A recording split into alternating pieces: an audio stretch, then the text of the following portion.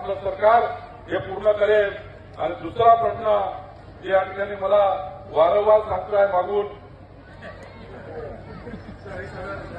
त्यांना वाटतं की मी बिना बोलण्यात चाललं जाईल, पण माझ्या मागं बंदूक घेऊन उभे आहे देवेंद्र कुटेजी।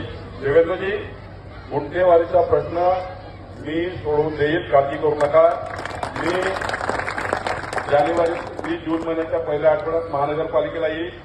महानगरपालिकेमध्ये बसून संपूर्ण गुंठेवारीचा प्रश्न या ठिकाणी सोडवण्याचं काम करेल। शेवटी जनतेने आम्हाला जे मतं दिले आहे ते तुमच्या विकासाकरता दिले आहे, आणि त्यामुळं जून महिन्याच्या पहिल्या आठवड्यात मी गुंठेवारीचा प्रश्न सोडवेन आणि महिन्याभरामध्ये B1, B2, H चा प्रश्न सोडून देईल।